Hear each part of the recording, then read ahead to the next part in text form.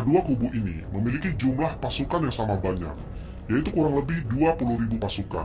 Teknisnya, pasukan kecil Mamluk yang dipimpin oleh Baibars ditempatkan berada di garis depan. Setelahnya, mereka perlahan mundur dan berpura-pura lari ke belakang. Nantinya ketika pasukan Mongol mengejar mereka dan masuk ke dalam jebakan pasukan Mamluk yang telah menunggu di balik bukit yang dipimpin oleh Sultan Al-Qutus. Setelah seluruh pasukan Mongol memasuki area jebakan, para prajurit Mamluk dari atas bukit menghujani anak panah kepada segerombolan pasukan Mongol yang ada di lembah. Pasukan Mongol sempat melawan dengan cara yang barbar, namun dirasa percuma. Mongol akhirnya kalah, dan panglima perang mereka yang bernama Kitbuga ditangkap, kemudian dieksekusi. Pada pertempuran Ain Jalut ini, dinasti Mamluk keluar sebagai pemenang. Namun sebagai gantinya, mereka kehilangan banyak pasukan.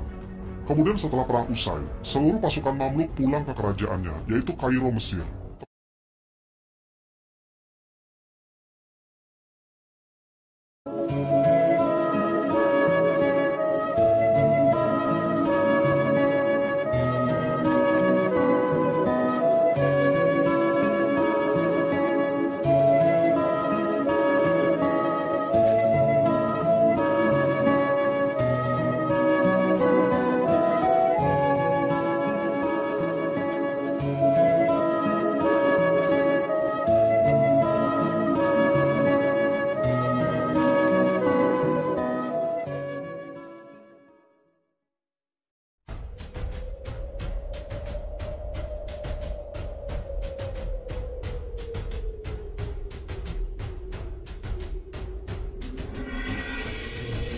Bangsa Mongol adalah salah satu kelompok etnis yang memiliki sejarah panjang dan pengaruh besar terhadap dunia, terutama pada abad ke-13 dan abad ke-14 Masehi.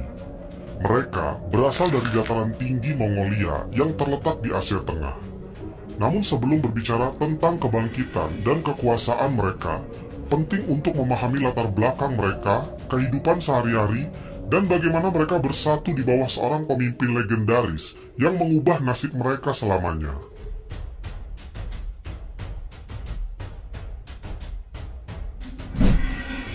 Sejarah bangsa Mongol dimulai dari wilayah yang dikenal dengan nama Stepa Mongolia.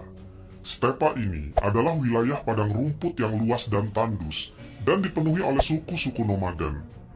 Sebagai suku pengembara, bangsa Mongol hidup dari beternak hewan seperti kuda, domba, dan kambing yang menjadi sumber makanan dan kebutuhan sehari-hari mereka. Cuaca yang keras dengan musim dingin yang ekstrim membuat mereka harus hidup sederhana, kuat, dan tangguh. Bangsa Mongol bukanlah satu-satunya suku yang mendiami stepa ini. Sebelum mereka bersatu, terdapat banyak suku-suku kecil lainnya yang saling berperang antara satu sama lain demi memperebutkan sumber daya alam yang terbatas.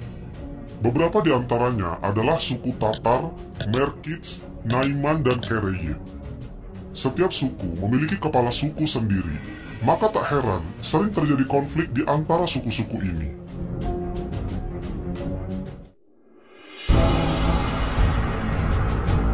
Sebagai bangsa yang hidup di wilayah yang keras, orang-orang Mongol sangat menghargai kekuatan fisik dan keterampilan berperang. Mereka terkenal sebagai penunggang kuda yang ulung dan ahli dalam memanah. Kuda adalah bagian penting dari kehidupan mereka, tidak hanya sebagai alat transportasi, tetapi juga sebagai bagian dari strategi perang mereka. Secara sosial, masyarakat Mongol menganut sistem patriarki, di mana laki-laki memegang kekuasaan dan bertanggung jawab untuk memimpin keluarga serta suku mereka.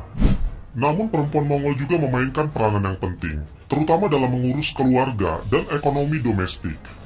Perempuan Mongol dikenal mandiri dan seringkali turut serta dalam mengatur urusan rumah tangga, bahkan saat suami mereka pergi berperang. Agama yang dianut bangsa Mongol sebelum bersatunya kekuatan di bawah Genghis Khan adalah animisme dan shamanisme. Mereka percaya bahwa dunia ini penuh dengan roh, baik yang ada di alam maupun di tubuh makhluk hidup. Shaman atau dukun memiliki peran penting sebagai perantara antara manusia dan dunia roh. Mereka dianggap mampu menyembuhkan penyakit, meramalkan masa depan, dan berkomunikasi dengan arwah leluhur.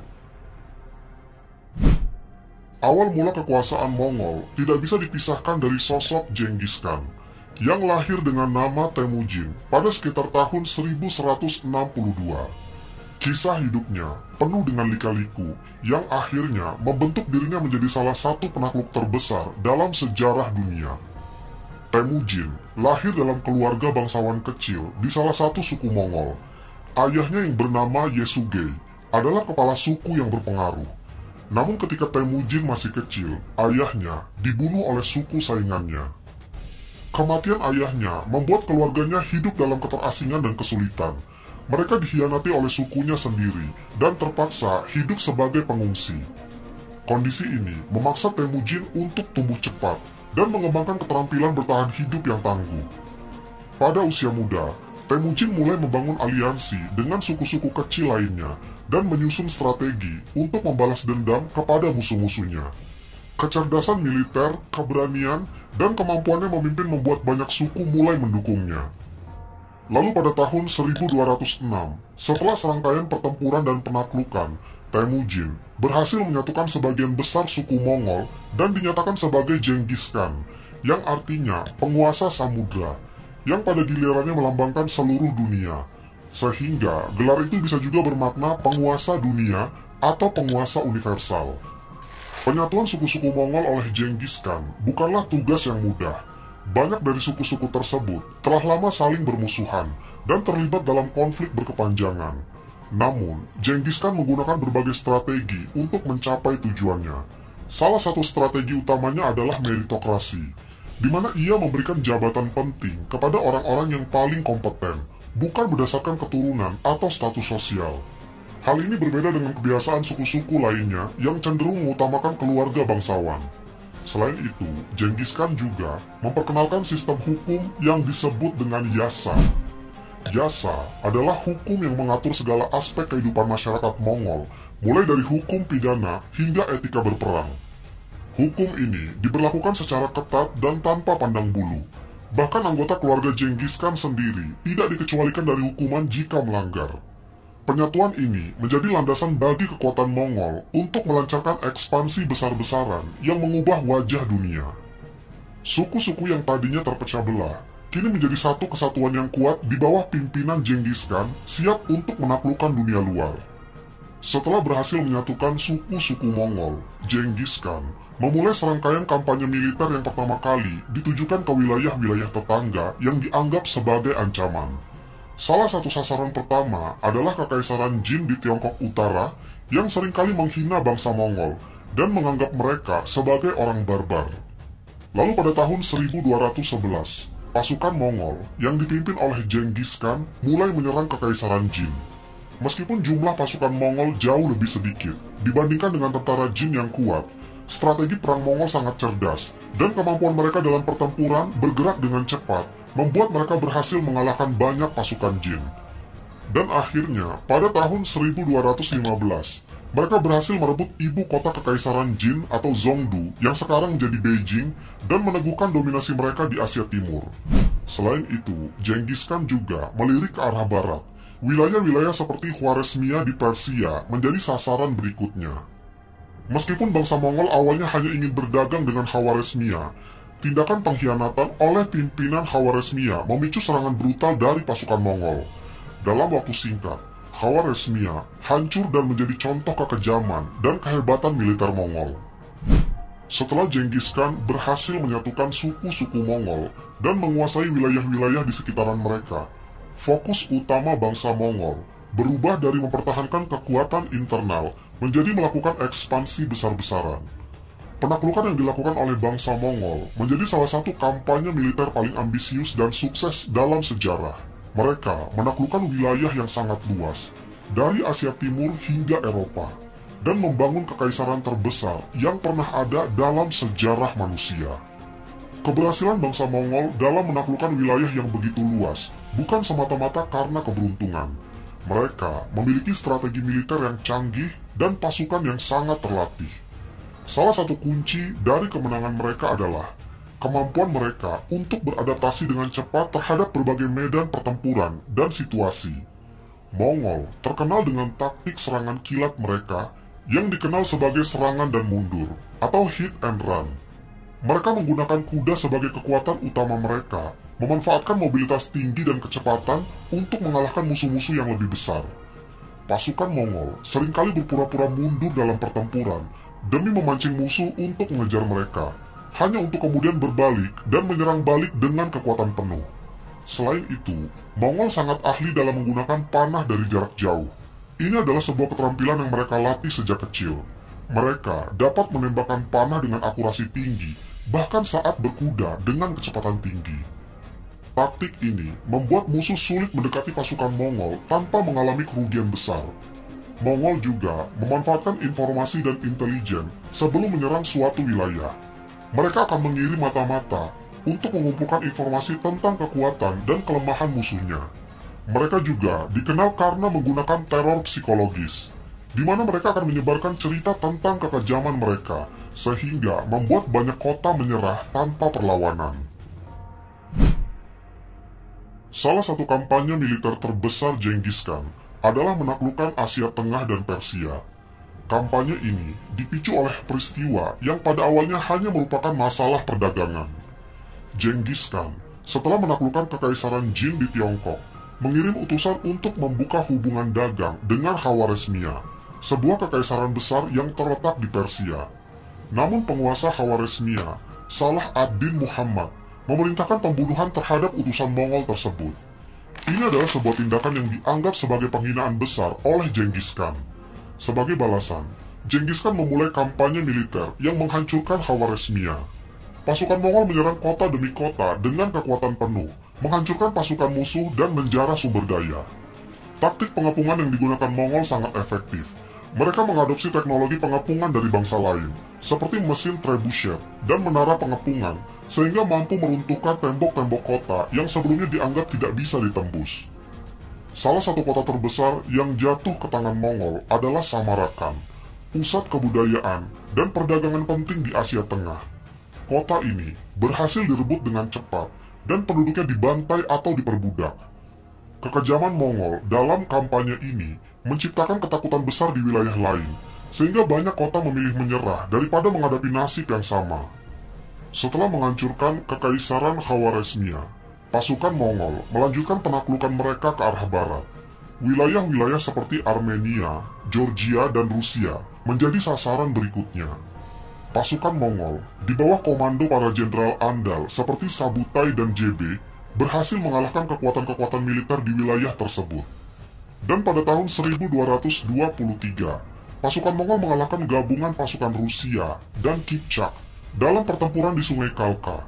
Kemenangan ini membuka jalan bagi Mongol untuk menyerang lebih jauh ke wilayah Eropa Timur. Setelah kematian Genghis Khan pada tahun 1227, penerusnya melanjutkan ekspansi. Dengan Mongol di bawah kekuasaan Ogedei Khan berhasil merebut Kiev, pusat peradaban Slavia Timur pada tahun 1240. Lalu setahun kemudian, yaitu pada tahun 1241, pasukan Mongol bahkan mencapai Eropa Tengah, menyerang Polandia, Hungaria, dan wilayah Balkan. Dan dalam pertempuran Legnica pada tahun 1241, pasukan Mongol mengalahkan gabungan pasukan Eropa, termasuk pasukan dari Polandia dan Ksatria Teutonik. Meskipun mereka tidak meneruskan ekspansi lebih jauh ke Eropa Barat, penyerangan ini menunjukkan betapa luasnya kekuasaan Mongol dan seberapa jauh mereka dapat melangkah. Di timur, Mongol melanjutkan kampanye mereka untuk menaklukkan seluruh Tiongkok. Setelah kekalahan Kekaisaran Jin, Mongol memfokuskan serangan mereka pada dinasti Song di Tiongkok Selatan. Perang melawan dinasti Song berlangsung selama beberapa dekade dan menjadi salah satu kampanye terpanjang yang pernah dilakukan oleh bangsa Mongol. Pada tahun 1271, cucu Genghis Khan, yaitu Kubilai Khan, mendirikan dinasti Yuan di Tiongkok setelah berhasil merebut kekuasaan dari dinasti Song. Penaklukan ini menandai pertama kalinya dalam sejarah bahwa seluruh wilayah Tiongkok dikuasai oleh bangsa asing. Kubilai Khan memerintah Tiongkok dengan gelar kaisar dan mencoba untuk mengintegrasikan budaya Mongol dan Tiongkok dalam pemerintahannya. Dinasti Yuan di bawah Kubilai Khan menjadi salah satu dinasti paling kuat di Tiongkok. Meskipun terjadi banyak ketegangan antara penduduk lokal Tiongkok dan penguasa Mongol. Di bawah dinasti Yuan, ekonomi Tiongkok berkembang pesat karena perdagangan internasional yang diperluas, terutama melalui jalur sutra. Penaklukan yang dilakukan oleh bangsa Mongol mengubah peta politik dan sosial dunia. Mereka menciptakan kekaisaran terbesar dalam sejarah manusia, yang membentang dari Asia Timur hingga Eropa. Selain itu, mereka juga memainkan peranan penting dalam menyatukan wilayah yang sebelumnya terisolasi satu sama lain. Jalur perdagangan internasional, seperti jalur sutra, menjadi lebih aman di bawah kekuasaan Mongol, sehingga memfasilitasi pertukaran barang, teknologi, dan budaya antar wilayah. Namun, penaklukan ini juga menimbulkan kehancuran yang besar. Banyak kota dan peradaban yang hancur akibat invasi Mongol, dan jutaan orang tewas selama kampanye militer mereka. Salah satu dampak signifikan lainnya adalah penyebaran teknologi dan pengetahuan. Bangsa Mongol seringkali merekrut ilmuwan, insinyur, dan ahli dari wilayah yang mereka taklukkan, sehingga menyebarkan teknologi dari Tiongkok ke Timur Tengah dan sebaliknya.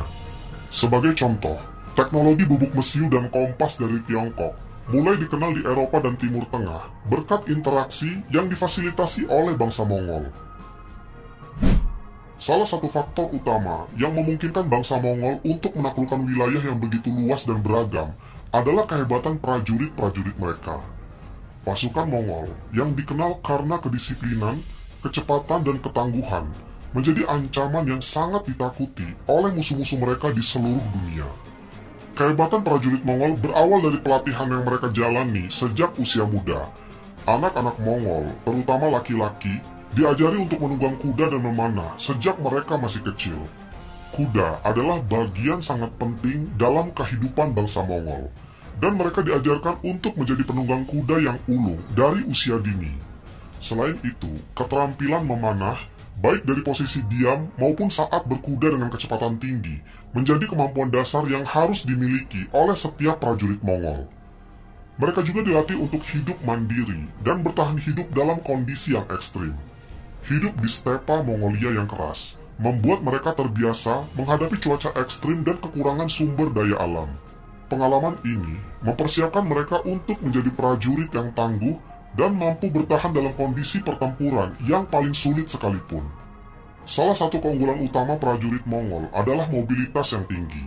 Mereka memiliki pasukan kavaleri ringan yang mampu bergerak dengan cepat melintasi medan yang sulit. Setiap prajurit biasanya memiliki lebih dari satu kuda, sehingga mereka dapat bergantian menunggangi kuda yang masih segar selama perjalanan yang panjang. Ini memungkinkan mereka untuk melakukan perjalanan jarak jauh dengan kecepatan yang luar biasa, membuat mereka mampu melakukan serangan mendadak dan menghindari serangan balasan. Selain itu, taktik perang Mongol yang dikenal sebagai serangan kilat atau hit and run sangat efektif. Mereka akan menyerang musuh dengan cepat, menggunakan panah dari kejauhan untuk melemahkan formasi musuh. Kemudian, mundur sebelum musuh sempat membalas serangan mereka. Setelah musuh kelelahan atau formasi mereka kacau, pasukan Mongol akan kembali menyerang dengan kekuatan penuh. Kepemimpinan militer Mongol juga sangat fleksibel dan mudah beradaptasi. Mereka tidak ragu untuk mengubah strategi di tengah pertempuran jika diperlukan. Dan para jenderal Mongol diberi kebebasan untuk mengambil keputusan di medan perang tanpa harus menunggu instruksi dari pusat. Bangsa Mongol dikenal memiliki struktur komando yang sangat disiplin dan terorganisir. Pasukan mereka dibagi menjadi unit-unit yang disebut arban. Arban ini memiliki kelompok 10 prajurit. Kemudian Zun yang terdiri dari 100 prajurit. Lalu Minggan yang terdiri dari 1000 prajurit. Dan Tumen yang terdiri dari 10.000 prajurit. Setiap unit dipimpin oleh seorang komandan yang bertanggung jawab atas prajurit-prajurit di bawahnya, dan komandan ini sangat dihormati. Disiplin yang ketat juga diterapkan di seluruh pasukan. Pengkhianatan dan ketidakpatuhan terhadap perintah dapat dihukum mati, tidak peduli pangkat atau status sosial seseorang. Disiplin ini membuat pasukan Mongol sangat terorganisir dan mampu bergerak serta bertindak sebagai satu kesatuan yang efektif. Mereka juga terkenal dengan kemampuan mereka untuk tetap tenang dan terkoordinasi di bawah tekanan. Salah satu faktor lain yang membuat prajurit Mongol begitu hebat adalah kemampuan mereka untuk mengadopsi dan berinovasi dalam teknologi militer. Meskipun bangsa Mongol berasal dari tradisi pengembara, mereka tidak segan-segan untuk mempelajari dan mengadaptasi teknologi dari bangsa-bangsa yang mereka taklukkan. Sebagai contoh, dalam pengepungan kota-kota berbenteng, Mongol menggunakan teknologi pengepungan yang mereka pelajari dari bangsa Cina dan Persia. Mereka menggunakan mesin-mesin seperti trebuchet, ketapel, dan menara pengepungan untuk menghancurkan tembok-tembok kota yang mereka serang. Kemampuan mereka untuk menggabungkan teknologi baru dengan taktik tradisional membuat mereka menjadi pasukan yang sangat fleksibel dan sulit diprediksi. Selain itu, karena penggunaan komunikasi yang efisien di medan perang, mereka menggunakan sinyal asap, peluit, dan bendera untuk menyampaikan perintah dengan cepat kepada pasukan yang tersebar luas di medan pertempuran. Kemampuan mereka untuk berkoordinasi dengan baik di medan perang yang luas menjadi salah satu keunggulan mereka yang paling signifikan. Mongol juga menggunakan teror sebagai senjata untuk mengendalikan musuh-musuh mereka. Dalam banyak kampanye militer, mereka secara sengaja menyebarkan cerita-cerita tentang kekejaman mereka untuk menakuti kota-kota yang akan mereka serang. Salah satu taktik Mongol adalah membantai seluruh penduduk sebuah kota yang melawan mereka dan membiarkan beberapa orang selamat untuk menyebarkan berita tersebut ke wilayah yang lain. Hal ini menyebabkan banyak kota dan kerajaan menyerah tanpa perlawanan, hanya untuk menghindari nasib yang sama. Selain itu, pasukan Mongol seringkali menggunakan tipu daya untuk mengacaukan musuh. Mereka berpura-pura mundur atau terlihat lemah, hanya untuk kemudian melancarkan serangan mendadak saat musuh lengah. Taktik ini membuat mereka seringkali menang dengan menghemat sumber daya dan prajurit. Kesuksesan militer Mongol juga sangat dipengaruhi oleh jenderal-jenderal hebat mereka.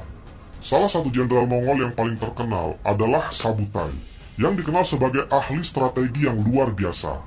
Sabutai adalah otak di balik banyak kemenangan besar bangsa Mongol di Asia dan Eropa.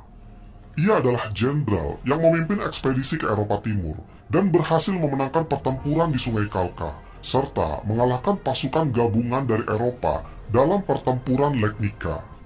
JB adalah jenderal hebat lainnya yang berperan penting dalam memperluas wilayah Mongol. Dia dikenal sebagai pemimpin yang berani dan memiliki kemampuan untuk mengambil resiko besar di medan perang, tetapi juga bijaksana dalam mengambil keputusan. Kedua jenderal inilah, bersama dengan para pemimpin militer Mongol lainnya, memainkan peran kunci dalam kesuksesan penaklukan besar-besaran bangsa Mongol.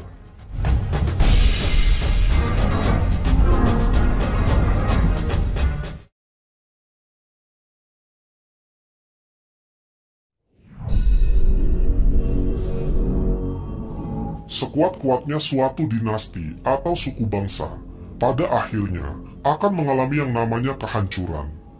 Pada peristiwa Perang Ain Jalut, yaitu suatu momen penting dalam sejarah peradaban Islam di dunia.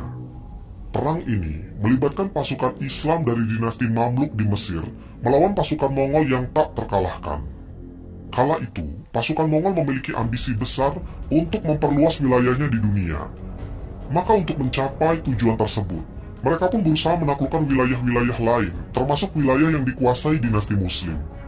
Pasukan Mongol yang dipimpin oleh Hulagu Khan mulai melancarkan invasinya dengan membunuh para asasin terkenal dari Persia. Dan sekitar tahun 1256, mereka telah berhasil menguasai Alamut, yang sebelumnya dijadikan markas para asasin. Setelahnya, Mongol cukup percaya diri menyerang jantung wilayah Islam di Baghdad, yang waktu itu Baghdad merupakan ibu kota dari dinasti Abbasiyah. Mereka berhasil menaklukkan Baghdad dengan cara yang paling kejam, termasuk membantai ratusan ribu warga sipil yang tidak berdosa. Lalu pada tahun 1260, Mongol mulai melirik daerah Suriah. Setelah Suriah dikepung selama 1 minggu, akhirnya kota itu, yaitu Aleppo, jatuh ke tangan kekuasaan Mongol. Setelah melihat kehancuran Baghdad dan Aleppo, Damaskus memilih untuk menyerah kepada Mongol tanpa perlawanan. Sebagai gantinya, pusat dunia Islam beralih menuju Kairo, Mesir. Maka dari itu, Mongol juga mengalihkan target menuju Kairo yang saat itu menjadi tempat kekuasaan dinasti Mamluk. Maka dikirimlah 2 orang utusan Mongol untuk mengantarkan surat ancaman kepada dinasti Mamluk, dengan harapan dinasti Mamluk menyerahkan tampuk kekuasaannya kepada Mongol. Bukannya menyerah, Sultan Saifuddin Al-Qutus selaku Sultan dinasti Mamluk justru memutuskan untuk melawan Mongol. Namun pasukannya waktu itu takut untuk melawan Mongol karena telah mendengar kabar tentang kebrutalan bangsa ini.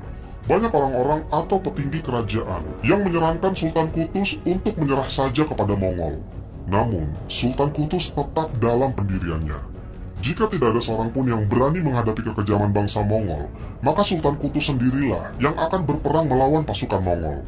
Saat itu, Sultan Al-Qutus mengatakan, "Wahai orang-orang yang telah diserahi urusan kaum muslimin, sekian lama kalian telah makan dari harta Baitul Mal.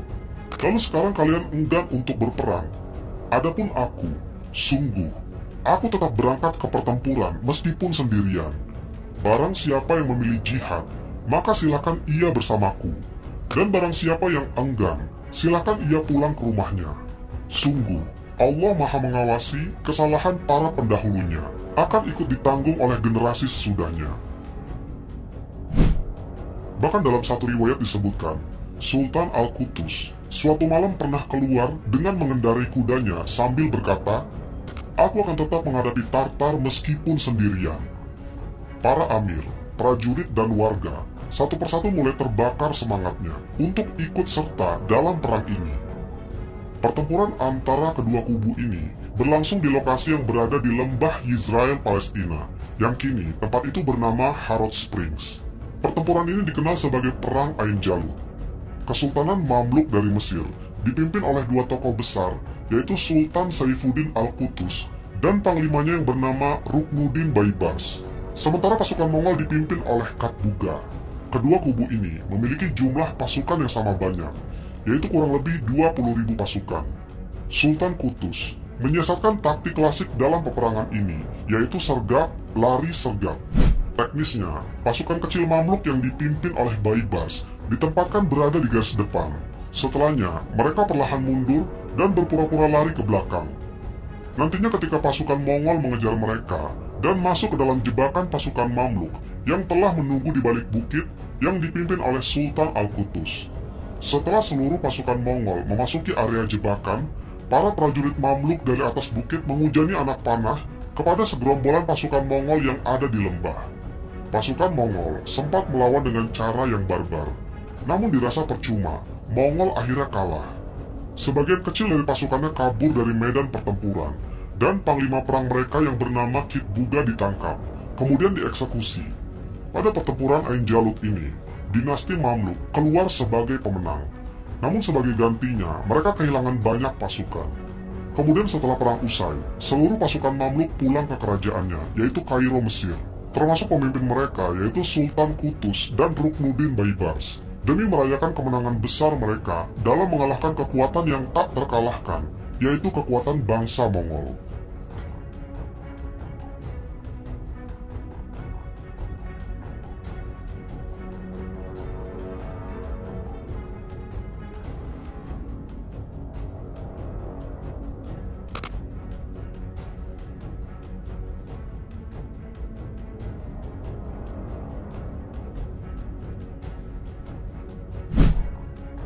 Setelah mengalami masa kejayaan yang luar biasa, di bawah kepemimpinan Genghis Khan dan penerusnya, Kekaisaran Mongol mulai mengalami penurunan secara perlahan.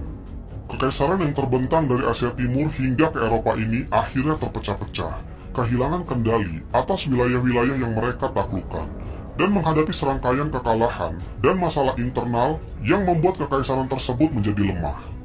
Di sisi lain, proses konversi bangsa Mongol ke dalam agama Islam juga menjadi salah satu fenomena penting yang menandai babak baru dalam sejarah Mongol dan dunia Islam. Seperti kekaisaran besar lainnya, Kekaisaran Mongol menghadapi sejumlah masalah yang akhirnya menyebabkan kemunduran dan kehancurannya. Beberapa faktor utama yang berkontribusi terhadap kehancuran ini adalah: yang pertama adalah fragmentasi kekuasaan. Setelah kematian Genghis Khan pada tahun 1227, Kekaisaran Mongol dibagi-bagi di antara anak-anaknya menjadi beberapa wilayah yang dikenal sebagai Khanate. Di antara wilayah-wilayah tersebut adalah Kekhanan Ilkhanat di Persia, Kekhanan Chagatai di Asia Tengah, Kekhanan Yuan di Tiongkok, dan Kekhanan Emas di Rusia. Meskipun awalnya Khanate-Khanate ini bekerja sama di bawah kepemimpinan satu Khan Agung, namun dalam praktiknya mereka mulai semakin mandiri dan terkadang bahkan saling bersaing satu sama lain. Perpecahan ini memperlemah kohesi kekaisaran, dan setiap Khanate mulai menghadapi masalah internal dan eksternal masing-masing. Persaingan di antara para penerus Genghis Khan juga mempercepat proses disintegrasi ini, dengan banyak konflik suksesi yang memicu perpecahan yang lebih lanjut. Kemudian yang kedua adalah administrasi yang lemah. Salah satu kelemahan bangsa Mongol adalah kurangnya pengalaman mereka dalam menjalankan pemerintahan yang kompleks. Meskipun mereka berhasil menguasai wilayah yang luas, mereka seringkali mengalami kesulitan dalam mengelola pemerintahan yang stabil dan efisien. Maka untuk mengatasi masalah ini, mereka seringkali mengandalkan para pejabat lokal dari wilayah yang mereka taklukkan, terutama di Tiongkok dan Persia. Namun, ketergantungan para pejabat lokal ini menyebabkan masalah, karena mereka seringkali memiliki kepentingan yang bertentangan dengan bangsa Mongol dan melakukan tindakan yang merugikan kekaisaran. Selain itu, struktur pemerintahan Mongol yang berbasis pada hierarki militer kurang cocok untuk mengelola wilayah-wilayah yang luas dan kompleks secara administratif. Kemudian yang ketiga adalah pemberontakan dan perlawanan lokal. Meskipun Mongol berhasil menaklukkan banyak wilayah, mereka tidak selalu berhasil mendapatkan dukungan dari penduduk setempat. Banyak wilayah yang mereka taklukkan akhirnya memberontak, terutama setelah kekuatan Mongol mulai melemah. Di Tiongkok, dinasti Yuan Mongol akhirnya digulingkan oleh pemberontakan rakyat yang dipimpin oleh dinasti Ming pada abad ke-14. Kemudian di Persia, Kekhanan Ilkhanat mulai terpecah setelah kematian penguasanya, dan wilayah tersebut akhirnya jatuh ke dalam kekacauan politik. Pemberontakan dan perlawanan lokal ini menjadi semakin kuat ketika kekaisaran Mongol kehilangan kendali pusat yang kuat, membuat banyak wilayah yang sebelumnya takluk mulai memisahkan diri dan kembali menjadi independen. Kemudian yang selanjutnya yang keempat adalah penyakit dan pandemi. Salah satu faktor yang tidak terduga namun sangat signifikan dalam kemunduran kekaisaran Mongol adalah pandemi. Pada pertengahan abad ke-14, wabah Black Death atau Maut Hitam menyebar dengan cepat di seluruh wilayah yang berada di bawah kendali Mongol. Jalur perdagangan yang dibuka oleh Mongol, terutama jalur sutra, memainkan peranan besar dalam penyebaran penyakit ini. Black Death menyebabkan kematian jutaan orang di seluruh Asia, Timur Tengah, dan Eropa, termasuk di wilayah-wilayah yang dikuasai bangsa Mongol. Dampak pandemi ini melemahkan kekaisaran Mongol secara signifikan, karena mereka kehilangan banyak penduduk, prajurit, dan tenaga kerja yang penting untuk menjaga kekuatan militer dan ekonomi mereka. Di tengah kemunduran kekuasaan Mongol, proses konversi bangsa Mongol ke Islam juga menjadi salah satu fenomena yang menarik. Meskipun Genghis Khan sendiri bukan seorang muslim dan tidak memaksakan agama apapun pada rakyatnya, banyak keturunan dan penerusnya yang akhirnya memeluk agama Islam, terutama di wilayah-wilayah seperti Persia dan Asia Tengah. Yang pertama adalah masuk Islamnya Ilkhanat Persia. Salah satu contoh penting dari konversi Mongol ke Islam adalah Ilkhanat di Persia. Hulagu Khan, cucu dari Genghis Khan dan pendiri Ilkhanat, awalnya tidak memeluk Islam dan lebih mendukung agama-agama seperti Buddha dan Kristen Nestorian, yang juga dianut oleh banyak bangsawan Mongol. Namun pada tahun 1295, penguasa Ilkhanat bernama Mahmud Khazan secara resmi memeluk Islam dan menjadikan agama negara. Khazan adalah salah satu pemimpin Mongol yang sangat terpengaruh oleh kebudayaan Persia dan agama Islam. Di bawah kepemimpinannya, Ilkhanat mulai mengadopsi banyak tradisi Islam dan mendukung penyebaran agama tersebut di wilayah kekuasaannya. Setelah Khazan, hampir semua penguasa Ilkhanat yang berikutnya juga memeluk Islam, dan Ilkhanat menjadi pusat peradaban Islam di Persia hingga pada akhirnya runtuh pada abad ke-14. Kemudian masuk Islamnya Kekhanan Chagatai. Selain Ilkhanat, Kekhanan Chagatai di Asia Tengah juga mengalami proses Islamisasi. Awalnya, wilayah ini didominasi oleh pengaruh budaya dan agama lokal, termasuk Buddha dan kepercayaan tradisional bangsa Mongol. Namun pada abad ke-14, penguasa Kekhanan Chagatai yang bernama Tarmashirin memeluk agama Islam dan mulai mendukung penyebaran agama tersebut di wilayah Asia Tengah. Islamisasi di wilayah ini sangat dipengaruhi oleh kontak dengan kekhalifahan Abbasiyah dan peradaban Islam di Persia. Banyak ulama dan para pedagang muslim yang tinggal di wilayah kekuasaan Mongol dan berperan dalam menyebarkan ajaran Islam. Pada akhirnya, Islam menjadi agama dominan di Asia Tengah dan bangsa Mongol di wilayah ini menjadi salah satu pelindung utama peradaban Islam. Lalu selanjutnya Islam di Kekhanan Emas. Kekhanan Emas yang menguasai wilayah Rusia dan sebagian Eropa Timur juga mengalami proses konversi ke Islam.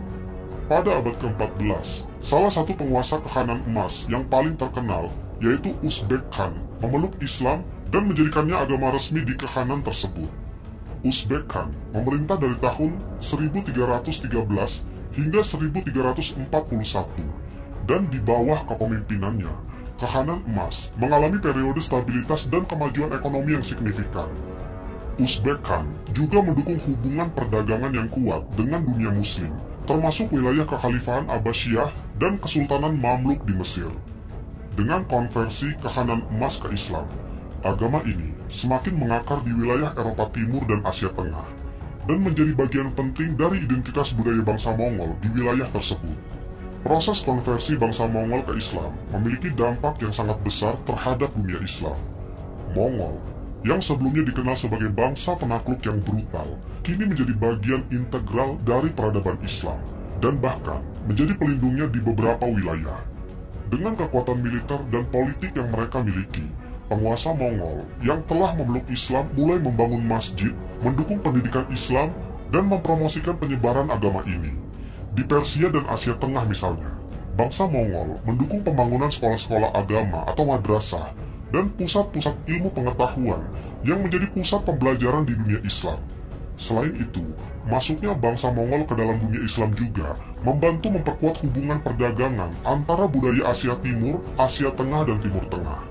Jalur-jalur perdagangan yang aman di bawah kendali Mongol memungkinkan pertukaran barang, ide, dan teknologi antara berbagai wilayah muslim dan non-muslim.